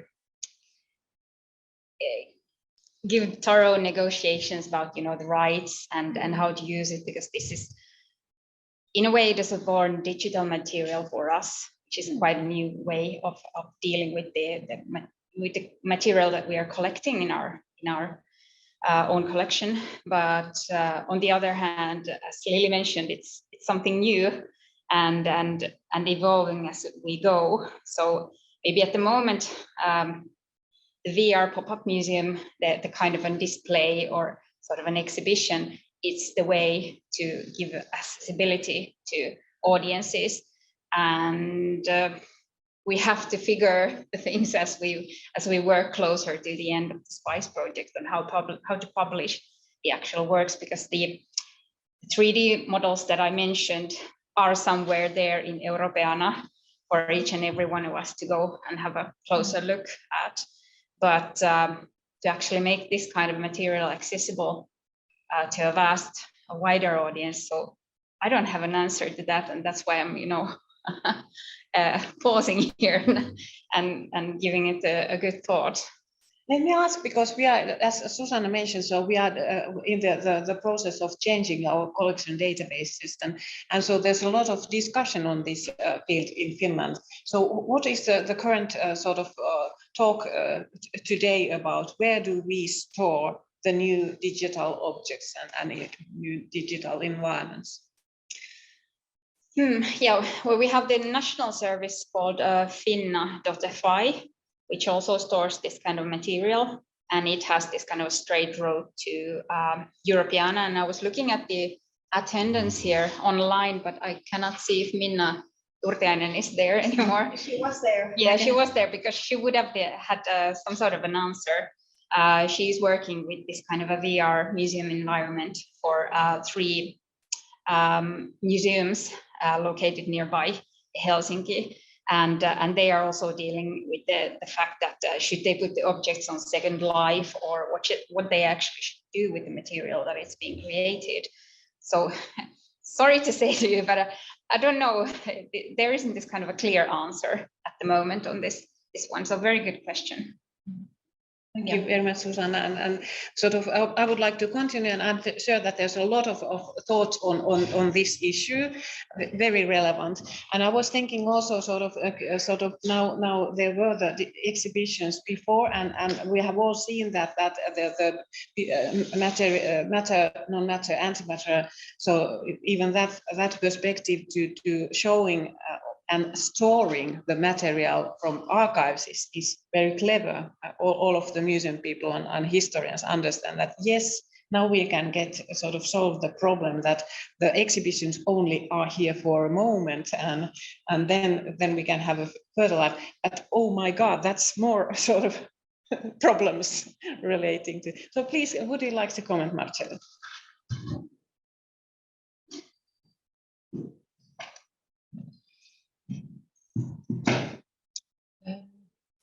I was very interested, thanks very much for those talks. I was very interested by all these inspiring ideas. I like very much this idea that the audience is invited to offer questions and not only answers. I think that's extremely promising. What to say about the archival of exhibition? I think one super interesting lesson for us was to work with three very promising artists, and I really want to thank Niklas Alenius, Eduardo Pirotti, and Yashing Tao for the amazing work they did on Les Immatériaux. For us, it was really the opportunity, in fact, to maybe avoid the easy way of trying to reconstruct, the space as it was, but introduce both this philosophical notion of uncertainty, which was very present in Lyotard's concept, that knowledge is always ephemeral, uncertain, and that we should be modest about this idea of archiving or documenting something and historical truth about things. So the relationship to the past should be also submitted to this notion of how can every decade maybe reformulate the questions we have to address and not have definitive either questions or answers. And so for us, it was really to engage in a very creative process with the students and to show again the uncertainty of relationship to knowledge. The future of the project, of course, together with Lívia and ZKM, will be to keep the material online as long as possible and to serve also as a model for future 3D documentation of exhibitions that keep this relationship of tension, again, with the notion of the archive and how we might also be lost in the archive. This is also interesting to note that among the authors of Les Immatériaux publications were someone like Jacques Derrida, who published in '93 this beautiful, text on the archive, where he really, was examining the turn of the digital age as a point where we will be lost in archive. It's completely out of human scales. So there's a beauty in the aim of, digitizing everything and, database as sophisticated as possible. But at the same time, it's also important, as Lily was saying, to keep the body scale, and what's the body and full sensorial cognitive system of any human being can really engage with. So this notion of a fragmentary relationship to knowledge and the database is very important. Very inspiring. I love the way you're pointing out the uncertainty of knowledge, and that's certainly something that you sort of meet when working with these installations. And sort of Lívia and you're from the Pompidou. You talked about this the iconoclash and the Les Immatériaux exhibitions about that they are quite special exhibitions that they were recreated. And also it was striking to think about the connection. We were talking about going over at time and space, and you used the word of forecasting virtual world. Would you like to comment about what you have learned from these projects? We have heard that there's a lot of work, a lot of people. It's also sort of resources that we are investing on these issues, and from the audience engagement, we certainly know that we need the people to also sort of mediate the use of this and get more influence. But can you sort of give us an idea about what is the biggest learning for you as a curator in this field? Well, again, as the curator of a so-called new media collection, which started actually for the Pompidou in the late 70s, so it was like old new media. The major problem is how do we deal with obsolescence, given that companies that produce technologies are more and more interested into a faster obsolescence, and the museum task is exactly the opposite. It's how to preserve as long as possible the equipment and interfaces that will allow the work to be accessible and to migrate, of course, in new skins, new bodies, new avatars as the technology evolves, but without betraying, the work. So, I mean, for us, this when I was telling in the introduction that I think the main challenge was how to somehow re-engage or reactivate or reperform this tension between the physical experience and the mental space or informational, type of experience. I think that our task in addressing this new language that is the virtual reality or virtual realism, as Lívia beautifully put it, is really to not to try and find something that is really homogeneous and completely sleek and illusionistic, but rather to also show the gaps and show the disruptions between the various layers of knowledge that have been accumulated since the now and the past moment when the original event was produced. So it's a constant experimentation with relationship to art history, to material history, and to how concepts and ideas are constantly taking new forms of representation with technology. Very great thinking and very good perspective. Exactly today, when we have to we consider carefully about our understanding of the world that we live in. It's very important. And maybe my question to you was about, I mean, we've heard many super interesting proposals. I think no one talked about artificial intelligence, and I was wondering if there were some experiments or endeavors to explore. In the relationship to knowledge. Yeah, because I mean, there is quite an important component in SPICE that is about artificial intelligence. But I think that the first thing for everybody to acknowledge is that, there is it's not, okay, there's a qualitative, a huge, incommensurate difference between artificial intelligence of the machine, right? And, whatever intelligence, artificial or not, that humans might have, because humans, might have other, forms of intelligence that could also be labeled as artificial. But somehow now we're like stuck on the whole thing of the machine, and, it's very different from the way that we survey the world or create knowledge or, participate, because that's also something else too. You see that when humans create knowledge, they engage actively in the world, in creating that knowledge. And the truth of the matter is that the machine cannot do that unless we tell it to. And this is something that we just cannot seem to get away from. That there, at least for the moment, there is no such thing as, and spontaneously, what would you say? Like, in evolution, they taught us about, so this spontaneous combustion and, and all of that, that just doesn't happen. And if you look at the way that that machines get to learn about things, it's really very humble,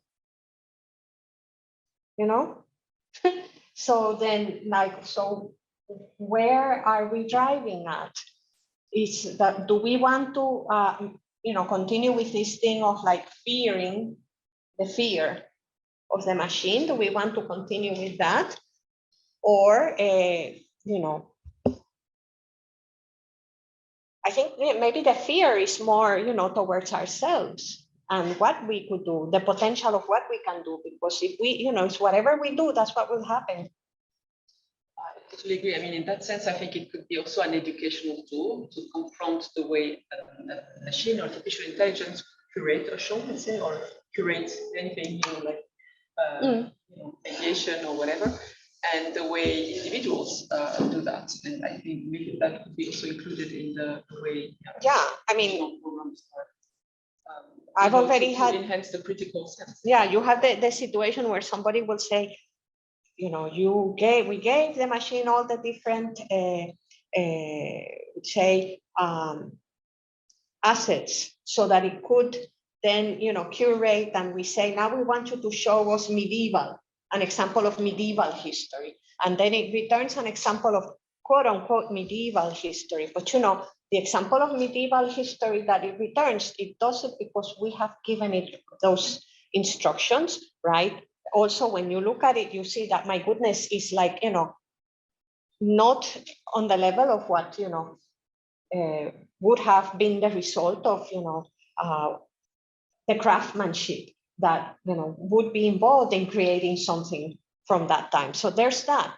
Now, the real question is the person that is like pushing this, that this is, and here we go into the question of authenticity. This is indeed medieval, no, but why is it important for you that it would be medieval? So then, it's not so much, it's more like a question of like ethics, right, actually, and that's one of the big issues in our project that we have to be focusing all the time.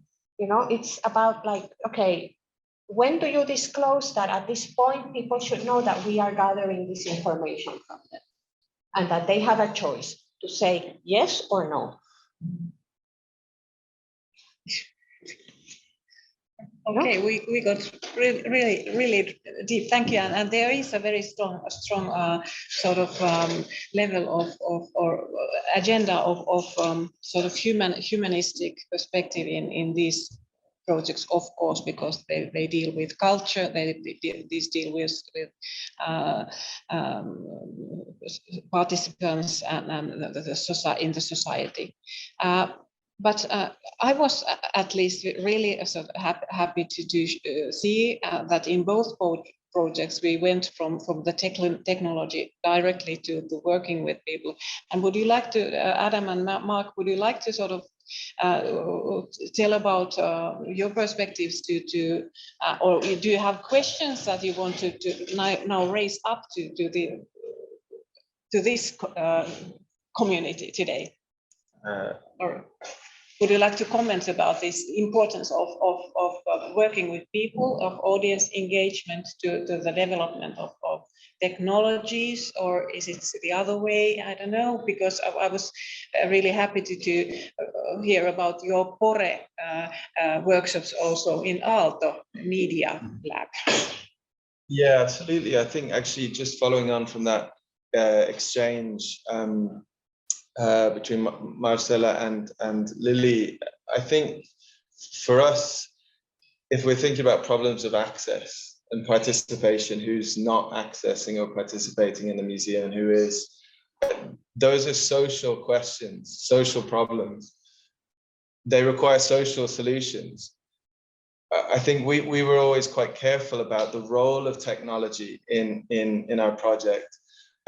And very, very wary and skeptical of this idea, which is quite prevalent today, that technology is a magical bullet. No, that there's an app that can solve these issues of underrepresentation or whatever. So I think for us, we were really clear that technology can be very useful. We've used it, but really, it's not at the center. Fundamentally, we found being in a space with people, being physically present, or creating a community that has a relationship to artworks as objects, and the space of the museum. That's been really important. We didn't want to lose sight of that. I think that for us, I mean, it's been incredible watching, learning about the other projects here, and really how technology can reanimate and revive and bring to life archives in this really inspiring way. But I think that's the point, is that the interesting stuff happens after that. The interesting stuff happens when you're a human being wandering through this virtual world and talking to other people about it, and you know, and you've got a community then engaging with it. I think that's really important to hold on to. So that would be my 2 cents. I don't know, Mark, if you want to. Really important issues, and I would like to sort of also, because sort of from the audience engagement perspective, at least in the SPICE project workshops, it was important for us to deal with our prejudices about digitality and the users, so that it was really empowering to understand the various perspectives to digital opportunities that the senior citizens that we met have. So there's no sort of one way of looking at it. What do we think about sort of our prejudices regarding technology, using technology, and also we were talking about the popularization of the technology. It's been so much in use, and actually it was fun that when Lívia you presented the materia, non-matter and antimatter installations, and you were using the game thing. So I think there was experience that there was some 8-year-old kid who came in and with her father, and the father was like and the kid just sat there and started using the VR. So this about the sort of digitality being more in use and sort of also changing to, so that we are moving towards a new world regarding this. Would you like to comment from museum perspective? Yeah, I mean, I think exactly as you say, what's been interesting for us working with different generations of groups, so working with young people in different contexts and also working with older people, is it really reveals, as you say, the prejudices that we bring to bear. For example, I was using quite a lot these terms that I don't know how used they are in other cultures or contexts, but digital natives versus digital migrants. And these 2 terms, I just, without thinking really, I'd started using them. But then I was in discussion with a young person as part of a workshop, and you could see on their face, they were like, what do you mean because it presupposes that the digital is a destination that you travel to, or which you know, assumes that there are 2 different worlds. There's the analog world and the digital world. But if you talk to anyone under 20 years old, the idea that these are there's a binary is ridiculous. You know, I think they have this fluid, it's the digital is the water we're swimming in. And I think that that has been really, really useful to try and denaturalize my own relationship with technology. And as you say, being open to actually learning from particularly younger generations, but also older generations, this kind of exchange between generations. You know, younger people's, as you point to, the intuitive way of learning is just amazing. I remember my own father. I'm an older millennial. I'm a millennial, I think. I don't know. Just you know, full disclosure. But I realize how different really young kids are in how they use technology. It's just marvelous. But I think you have to, in terms of when you're in the workshop space, you have to be open to learning, I think. As much as they are learning from you, you're learning from them. Yes, thank you very much. So I think you bring us back to this co-design, which is the sort of the title also today. So about also in the field of design and the design professionals, how important has it become to working with with people, or deciding with and not for whom, and it has to do with workshops and sort of live contacts with people, or even online contacts, but nevertheless, so it's work with people. I wonder what would be the last question. Who wants to pose? Is there something that we would still want to sort of deal with our online audience, because it's a few minutes left? Please, Marcella. Okay, maybe a provocation. It's about the metaverse and this new horizon that promises to basically bring us in a world of digital diversity gathered in one navigation system. And my question is a bit, what do native digital artworks become in that context? Is it about simulating a 3D space where digital artworks would be exhibited in an illusionist way, just as they would be like in a gallery, physical gallery space, right? Or should we think, or I mean, you think, artists, etc., of a digital design that would be really about the space and the space-time of the virtual space-time that would allow other forms of presence of digital native works than just figurative space where they would be like on walls or on showcases or whatever. So yeah, that's a big question I'm asking myself all the time now, especially about NFTs and stuff. It's what is the exhibition space, if this notion is still relevant, which I am not sure about, for transmitting, showing, gathering, curating, archiving this type of artwork. Fantastic, record. Do I see that there are some? Would you like to, Lívia? Perhaps you have some kind of a comment or some. Would you like to have a say to this? I started about this mistake here. Okay, but we give you 2 minutes. Yeah, well, thanks for the question. So basically, the entire BMVR project is based on this very question. So, and in the meantime, the metaverse got announced. I mean, it has always been around, but it is now articulated. Let's put it that way. It's still not something that has been realized. Especially the problem lies in the let's say tunnels or like connections between different platforms. So and also I think this is quite problematic that all the time when we are talking about the digital, we are talking about surfaces, we are talking about digital spaces, and then we are also talking about networks.